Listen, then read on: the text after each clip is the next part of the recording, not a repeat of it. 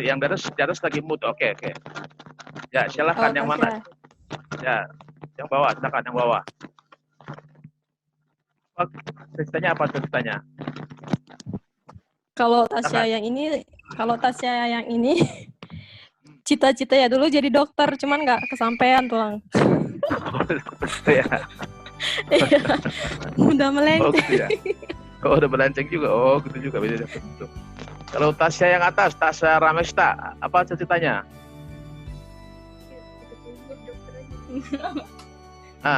Apa ceritanya Tasya Burmunte? Gak tahu tuh, masih dipikir. Masih dipikir. Oke, kalau si Rina Buru Purba. Guru tulang. Apa ceritanya? Guru tapi enggak. Guru ya? Tapi lain arah. Lari dari jalur. Gitu juga ya? Bisa guru. Dulunya tamatan guru agama Kristen tapi lari jalur. Gitu ya. Mungkin nanti ada waktunya ya, ada waktu untuk mencapai itu. Ya, intinya adalah bahwa semua kita punya cita-cita, ya. Semua kita punya cita-cita. Ya, kalau sekarang disebut dengan itu istilah visi namanya ya, visi ya. Ada visi jangka pendek, ada visi jangka panjang ya. Gitu. Biasanya kalau cita-cita atau visi jangka pendek itu kan kalau yang lagi sekolah, yang lagi kuliah, tamat kuliahnya itu yang jangka pendeknya. Kalau yang sudah tamat sekolah ingin bekerja, jangka pendek ya, visi jangka pendek. Kalau sudah bekerja nanti ya wajarlah kalau namanya pemuda ingin menikah ya, ingin punya teman hidup ya. Nah, itu cita-cita jangka pendek. Nah, kalau mungkin jangka panjang nanti juga ada visi jangka panjangnya. Ada yang nanti mungkin ada yang ingin jadi pengusaha, ada ingin jadi anggota dewan lah, ada yang ingin jadi bupati, gubernur. Nah, itu jangka panjang ya. Jadi kita pasti semua punya cita seperti itu. Tapi walaupun itu berbeda-beda ceritanya. Nah, dalam teks kita tadi itu juga bahwa kita sebagai orang Kristen itu dalam konteks kita orang percaya kepada Tuhan, kita juga punya visi pengharapan kepada Tuhan. Ya, pengharapan kepada Tuhan itu adalah bahwa melalui Tuhan Yesus itu kita memperoleh keselamatan. Ya, kita memperoleh keselamatan. Nah, ya, itu ada di ayat 4 dan ayat 1 Petrus 1 ayat 4 dan ayat 5. Ya, 1 Petrus 1 ayat 4 dan ayat 5. Mungkin silakan dibaca lagi sama satu orang pemuda. Silakan siapa yang baca lagi satu lagi tuh yang 1 Petrus 1 Petrus 1 ayat 4 sampai 5. Ayat 4 sampai ayat 5 itu. Ayat 4 ayat 5. Nah, ayat 4 ayat 5. Untuk menerima suatu bagian yang tidak dapat binasa, yang tidak dapat layu, yang tersimpan di surga bagimu, yaitu kamu yang dipelihara dalam kekuatan Allah karena imanmu. Nantikan keselamatan yang tersedia untuk dinyatakan di zaman akhirat. Jadi ini konteksnya, ini kata-katanya bahwa kita sebagai anak Tuhan, sebagai pengikut Tuhan itu bahwa kita itu akan menerima keselamatan dari Tuhan Yesus. Itu janji Tuhan. Ya, itu Tuhan yang berjanji, ya, bukan majelis yang berjanji, bukan pembimbing yang berjanji, ya, bukan sintua Kristen yang berjanji kepada pemuda, ya, bukan porhanger yang berjanji kepada pemuda, tapi janji Tuhan kepada pemuda GKP Harapan Indah bahwa pemuda GKP Harapan Indah akan memperoleh keselamatan dari Tuhan Yesus. Ya, akan memperoleh keselamatan dari Tuhan Yesus. Itulah satu ucapan syukur buat kita. Ya, itulah bedanya agama-agama lain dengan agama kita, agama Kristen. Ya, janji Tuhan itu pasti. Semua janji-janji Tuhan yang ada di Alkitab ini adalah pasti semua, tidak ada yang tidak amin. Nah, itulah syukur kita, ucapan kita pada Tuhan, ya, bahwa kita diperoleh keselamatan pada Tuhan Yesus bahwa kita akan peroleh keselamatan. Nah, coba satu lagi, ada satu lagi kita baca dulu di Yohanes 16 ya, Yohanes 16 perjanjian baru. Silakan dibuka, ada yang buka kitab Yohanes 16 ayat 4. Yohanes ayat 16 ayat 4 ya. Yohanes 16 ayat 4. Mungkin kalau ada yang sudah dapat, silahkan mungkin dibaca. Yohanes 14 ayat 6. Yohanes 16 ayat 4.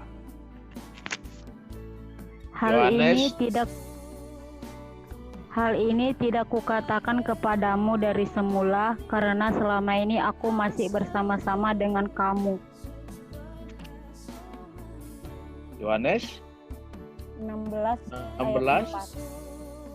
ayat 4.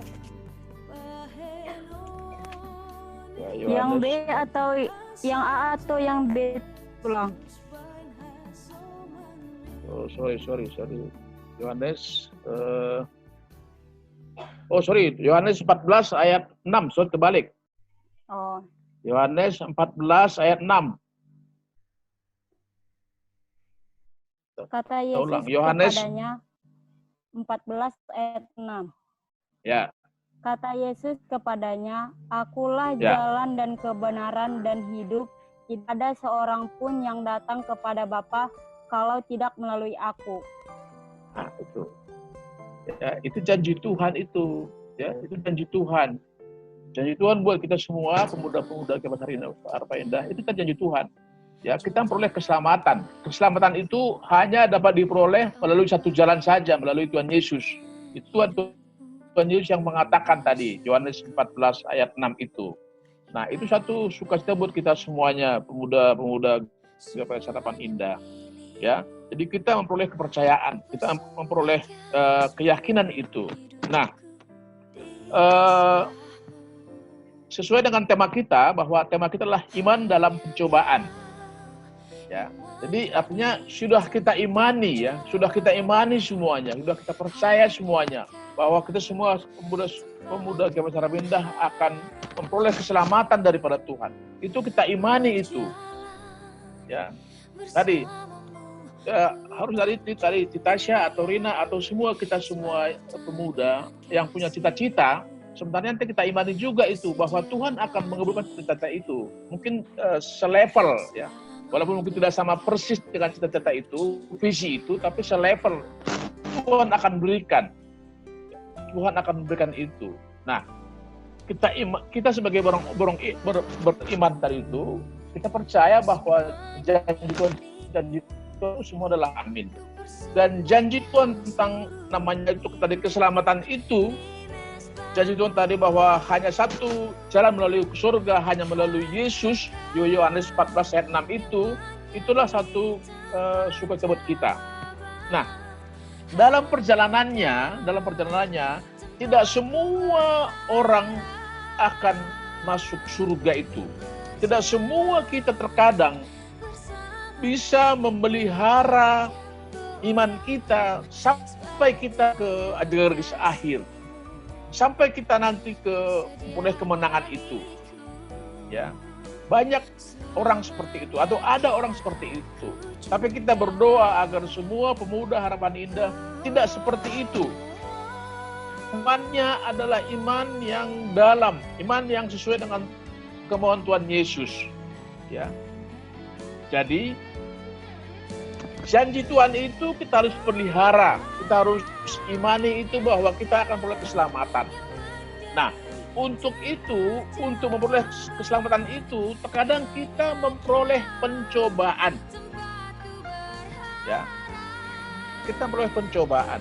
Tadi, dalam kita mencapai visi kita punya cita-cita kita, biasanya kita juga memperoleh pencobaan. Nah, makanya Rina dan Tasya itu mungkin juga masih dicoba cita-citanya. Walaupun nggak ceritanya sama persis, tapi selevel dengan cita-citanya itu. Ya. Nah, untuk mencapai cita-cita itu, untuk mencapai visi itu, ada pencobaan. Ya. Selalu ada pencobaan. Yang visinya seperti Aldo atau mungkin yang kuliah, yang Andres, yang lain-lain juga pasti ada pencobaan. Yang kerja juga ya, itu si Martinus Saragi ada pencobaan dalam kerjanya. Semua ada pencobaan ya. Dalam bekerja kita di mana juga kita ada pencobaan. Nah, ya ada pencobaan itu. Nah, jadi pencobaan itu adalah datangnya dari iblis. Ya. Pencobaan datangnya dari iblis. Iblis itu bekerja siang dan malam. 24 jam dia bekerja. Dia ingin agar kita tidak beriman kepada Tuhan. Dia ingin agar kita tidak masuk dalam kerajaan surga tadi itu. Dia ingin agar kita tidak perlu keselamatan. Ya. Itu banyak terjadi, mungkin sekarang itu banyak. Ada beberapa artis ya. Coba mungkin masih ingat nggak ada beberapa artis yang dia murtad agamanya karena hal-hal lain, karena pekerjaan atau hal lain. Ada kan? Coba, siapa kira-kira artis yang dia sudah meninggalkan Tuhan Yesus? Jadi Kamu udah banyak tahu itu kalau udah banyak artis. Angelina Sondang. Siapa? Yalah. Angelina Sondang. Angelina Sondang. Maaf, mantul luar biasa. Siapa lagi? Pendeta kami aja tulang. Masuk pendeta kami aja masuk Islam. Oh, itu pendeta sedang terus. Siapa lagi? Siapa lagi tuh yang ada lagi? Selain artis juga boleh nggak? Yang lain juga boleh. Siapa lagi? Yang dia ya mungkin tidak masuk mungkin ke yang lain-lain. Ya coba sekarang renungkan sekarang bagaimana kehidupan Angelina Sondang itu. Ya bagaimana kehidupan dia? Yaitu bapaknya kan seorang majelis, seorang sintua itu. Ya dia meninggalkan Tuhan Yesus. Coba bagaimana bayangkan kehidupannya sekarang itu. Ya toh, dia udah tidak lagi memperoleh keselamatan. Kehidupannya juga sekarang itu udah selesai penjara macam-macam, kehidupannya udah nggak benar. Nah, ya dan banyak contoh-contoh lain barangkali seperti itu. Nah, untuk itu kita yang sudah dijadikan Tuhan tentang keselamatan itu, mari kita jaga, ya, mari kita walaupun ada pencobaan-pencobaan itu, mari kita tetap jaga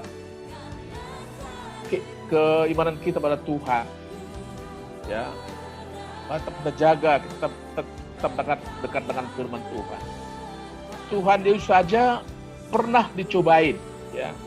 Tuhan Yesus juga pernah dicobain oleh iblis, ya. Jadi pencobaan itu adalah dari iblis pencobaan itu. Jadi Tuhan Yesus pun pernah 3 kali dicobain oleh iblis. Ya, mari kita tuki Alkitab dan Matius 4. Kita tunggu lagi Alkitab di Matius 4.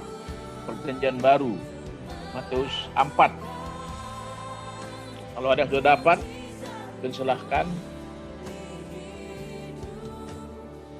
Matius 4. Ada yang sudah dapat? Matius 4. Ada yang sudah dapat?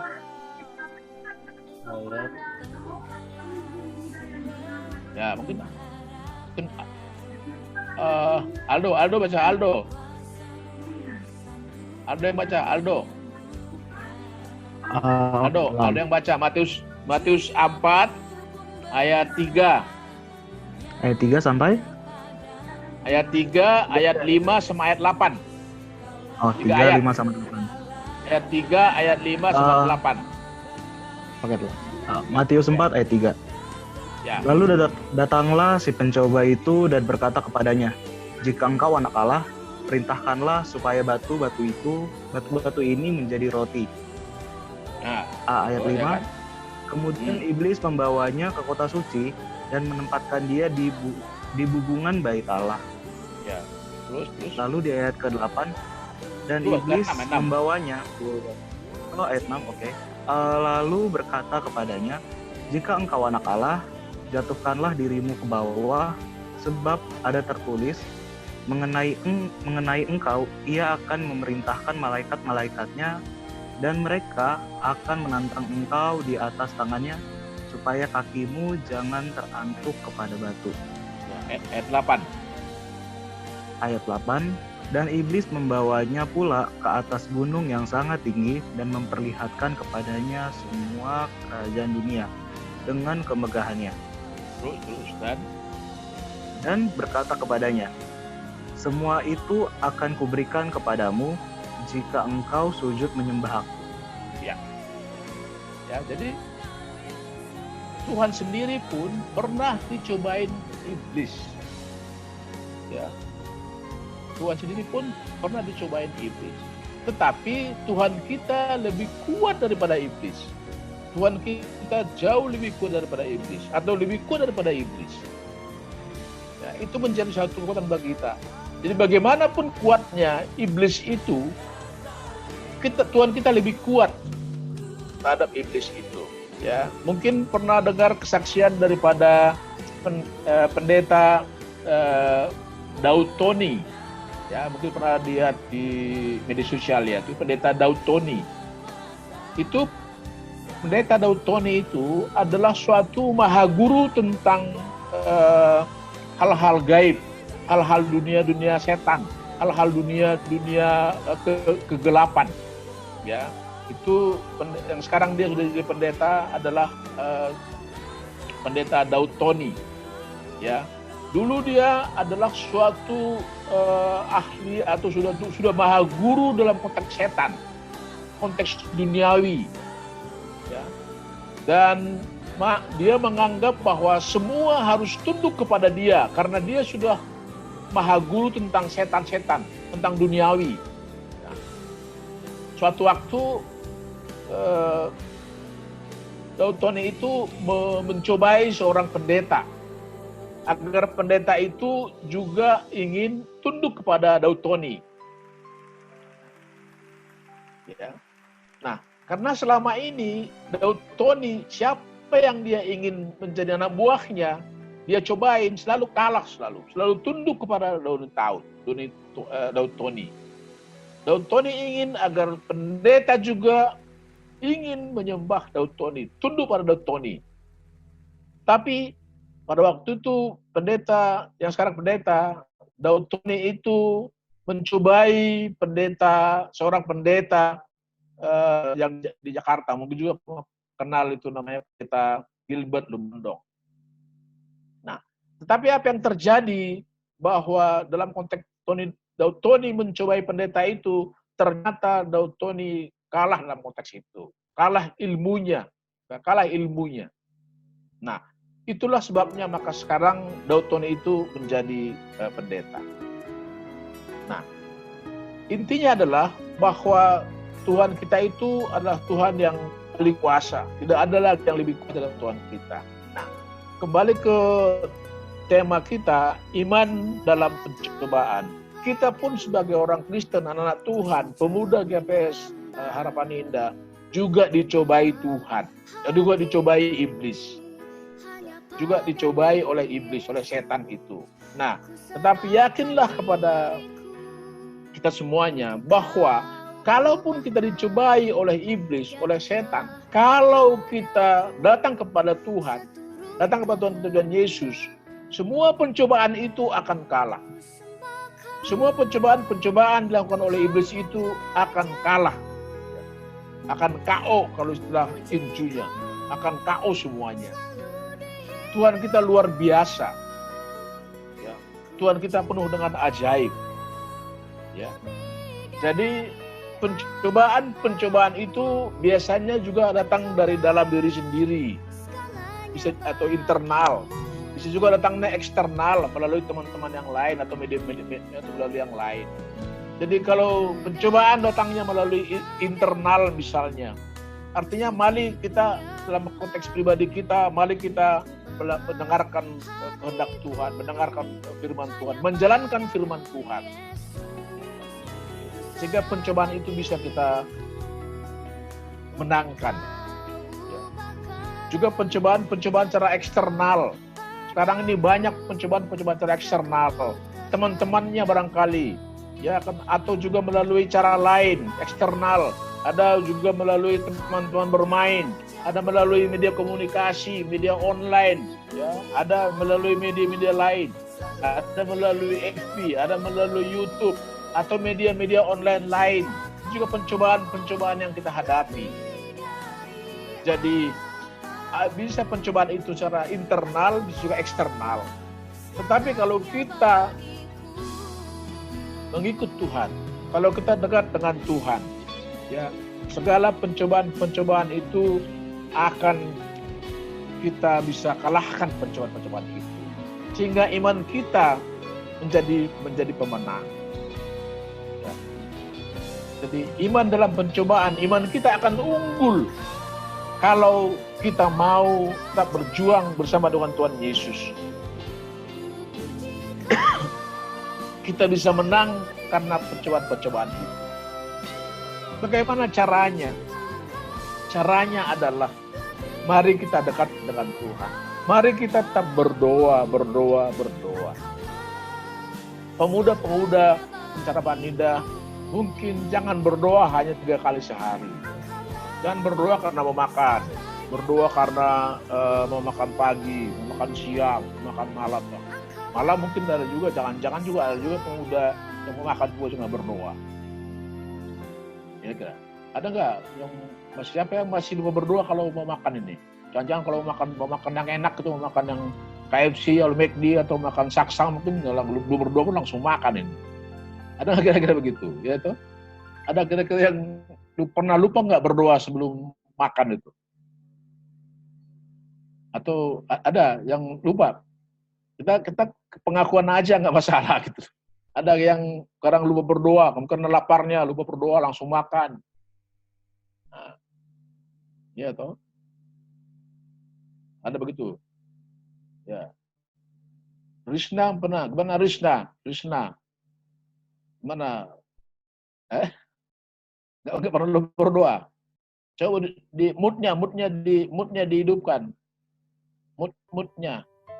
Mood laptopnya ya, coba. Belum pernah sih pulang, jadi setidaknya doa walaupun singkat masih berdoa. Berdoa ya. Puji Tuhan. Nah, begitu. Kalau Marcelinus, mana? Pernah nggak lupa berdoa pada Tuhan? Belum pernah. Pernah nggak lupa berdoa? Belum. Berapa kali sehari berdoa?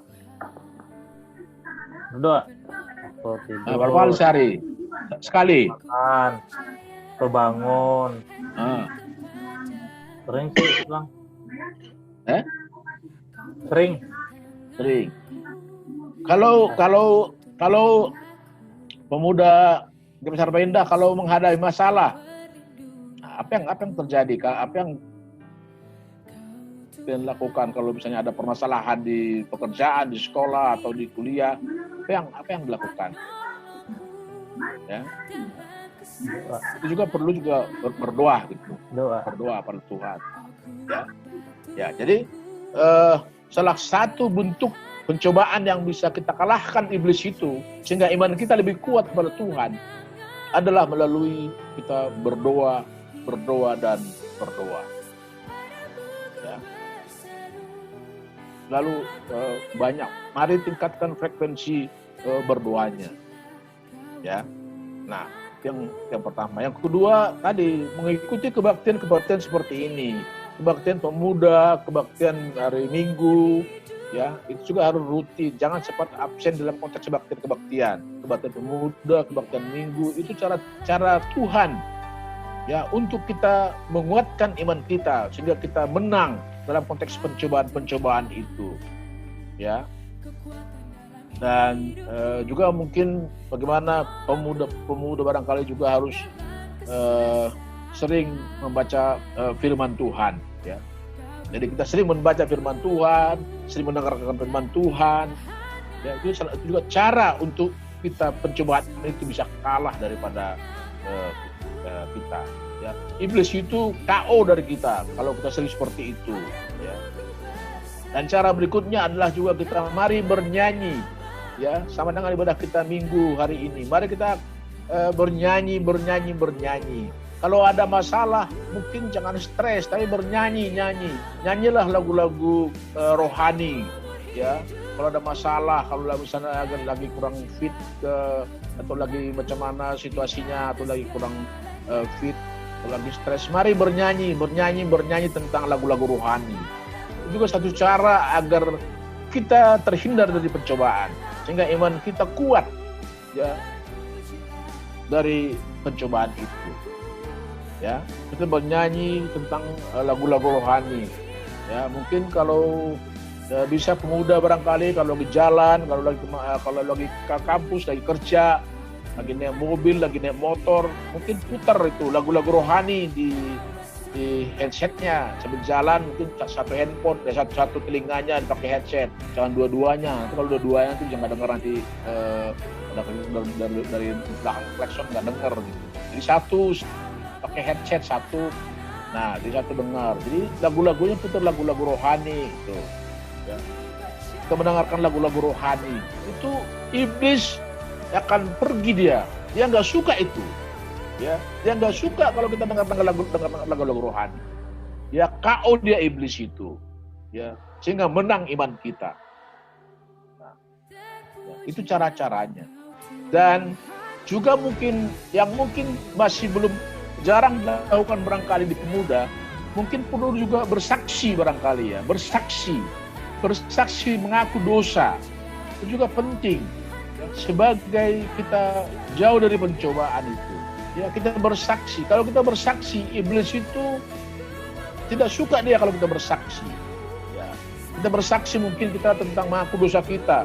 Ya, contoh misalnya kita di jalan tadi siang agak sedikit emosional karena lampu merah. Kita bersaksi pada teman kita, tadi siang aku emosi, aku mohon ampun pada Tuhan bahwa tadi siang aku udah salah, aku udah berdosa. Itu namanya bersaksi.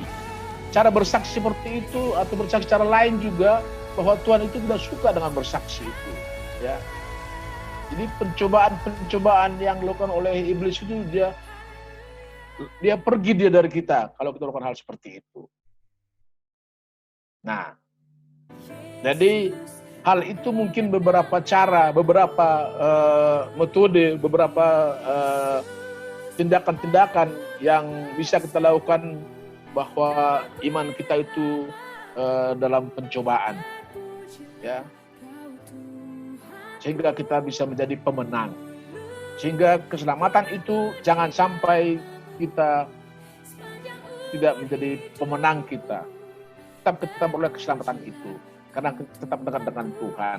Jadi jangan seperti tadi artis tadi meninggalkan Tuhan karena pekerjaan, karena jodoh, karena yang lain-lain, ya, sehingga dia tidak menerima kemenangan atau janji Tuhan itu, surga itu dari Tuhan Yesus. Nah, itu beberapa cara, beberapa hal-hal yang mungkin dapat kemudian dilakukan dalam konteks pencobaan iman kita, sehingga kita menjadi pemenang, kita menjadi juara, ya, sebagai anak Tuhan.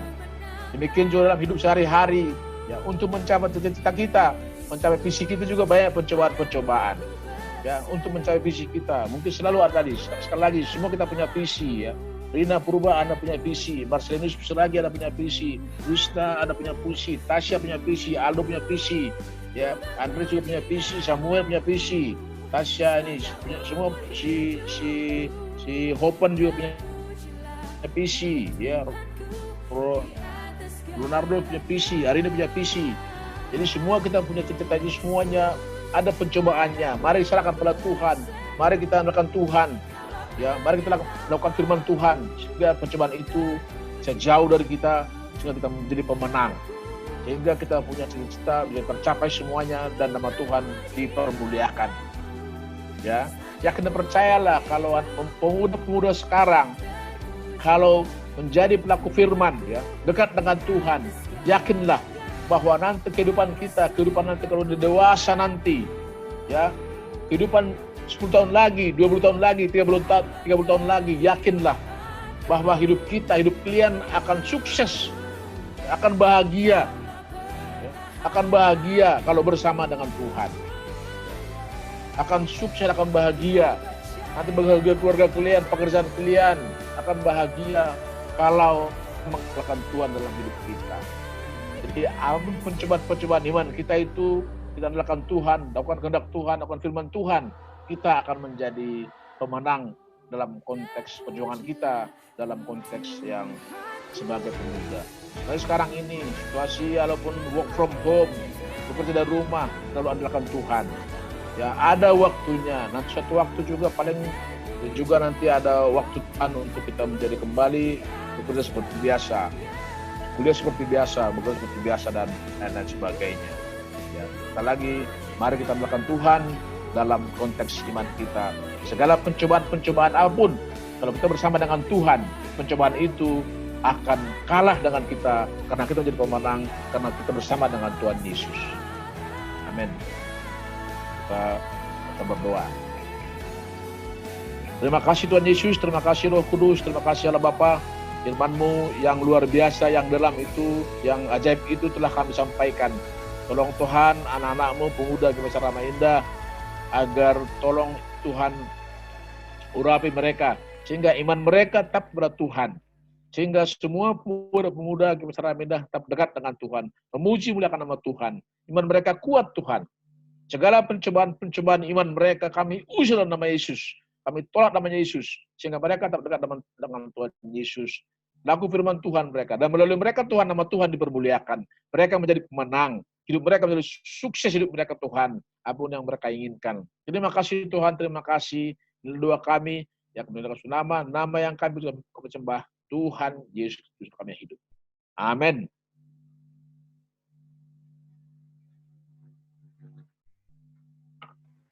Ya, terima kasih atas kesempatan khotbahnya.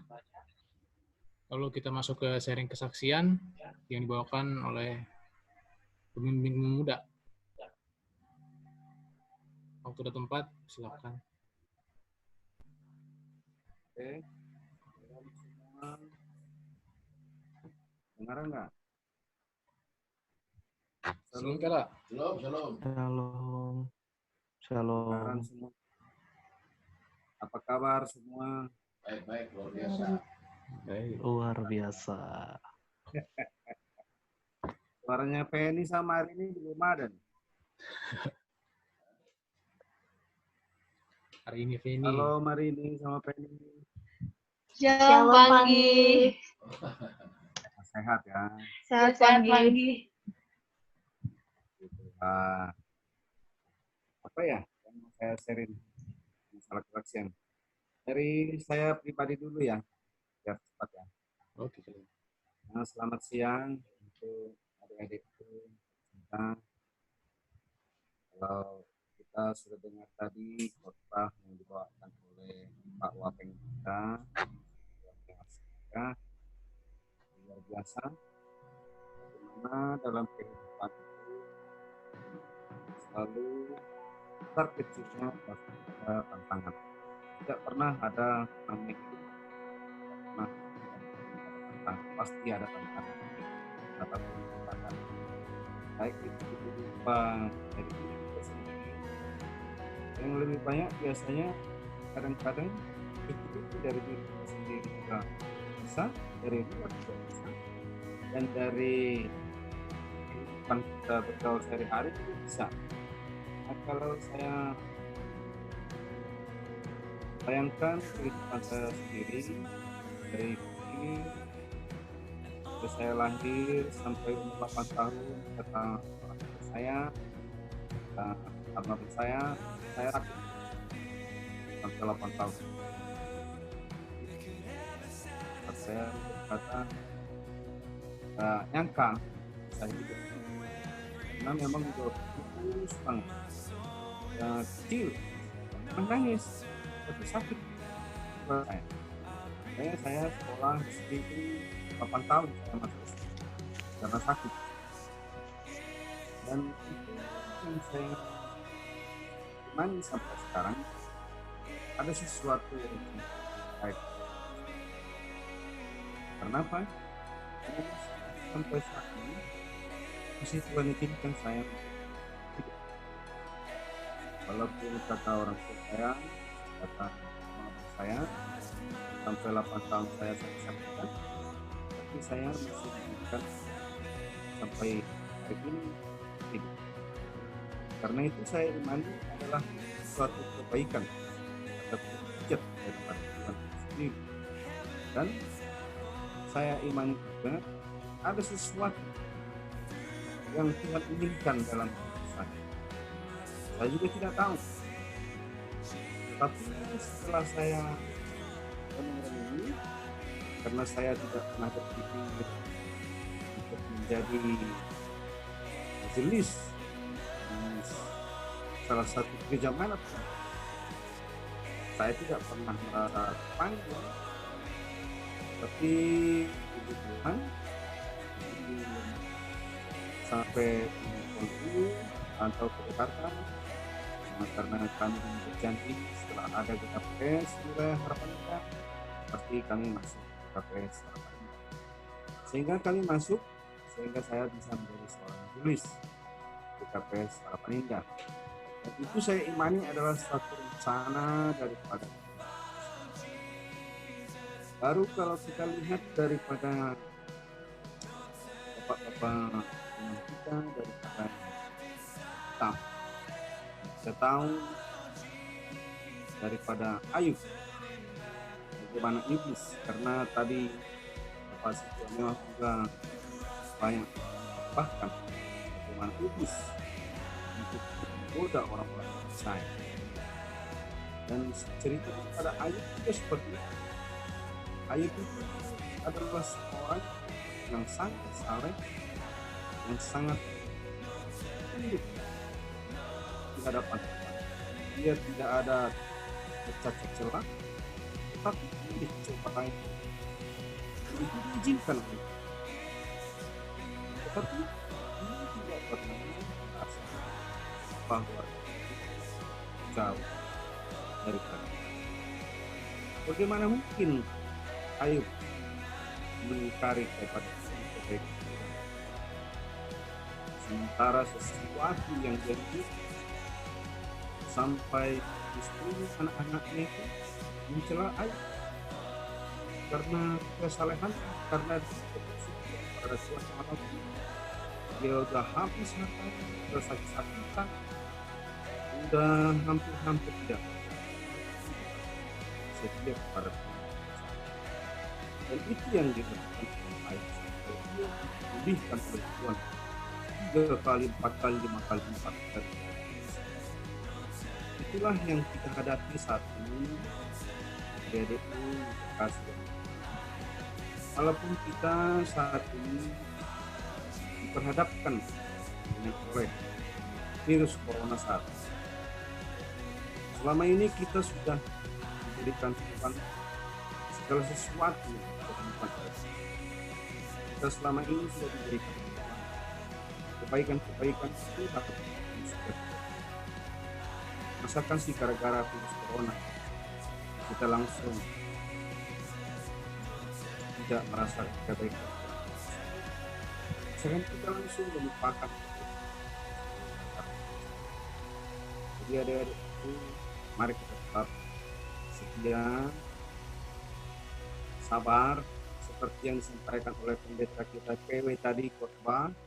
Ada tadi 4K itu. Saya juga lupa siapa yang ingat tadi 4K itu. Halo pemuda-pemudi. Ada yang ingat gak 4K yang dibilang tadi PW kita waktu khotbah? Paldu? Enggak lah. Gak ingat ya?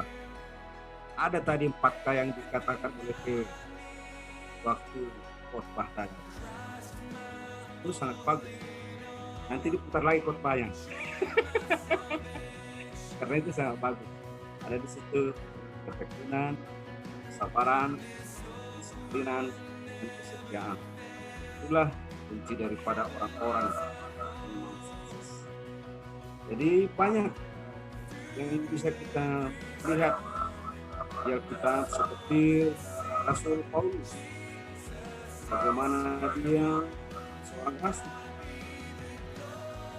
walaupun apa yang dia hadapi, dia malah sampai tidak takut lagi, sehingga dia mengabarkan Injil itu tanpa hilang. Banyak lagi Pak. Jadi mungkin kalau saya sharing kesaksian bagaimana kita tetap menyatu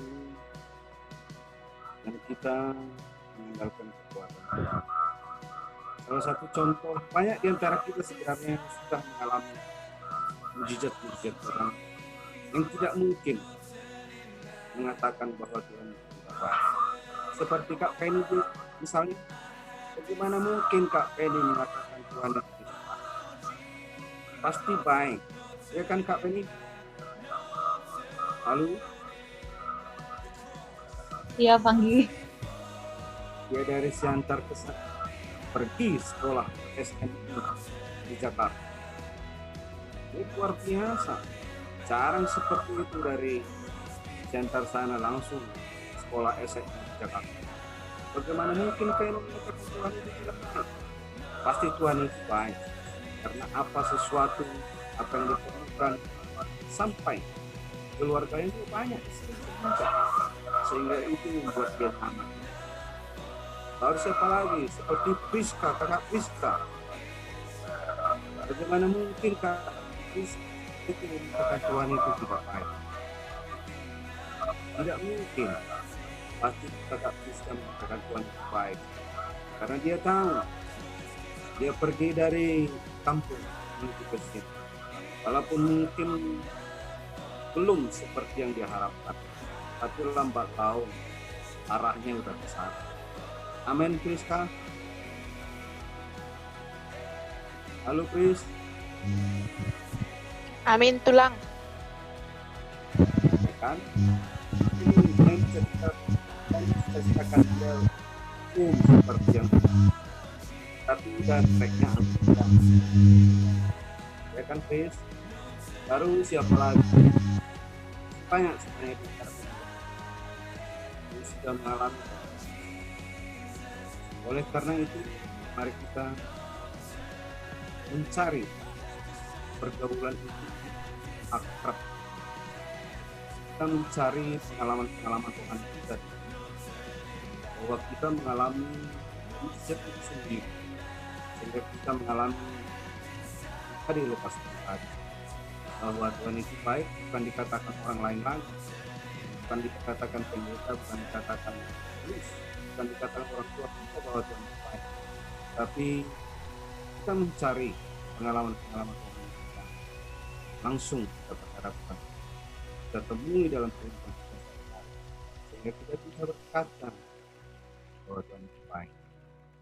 Jadi mungkin itu yang bisa saya sharekan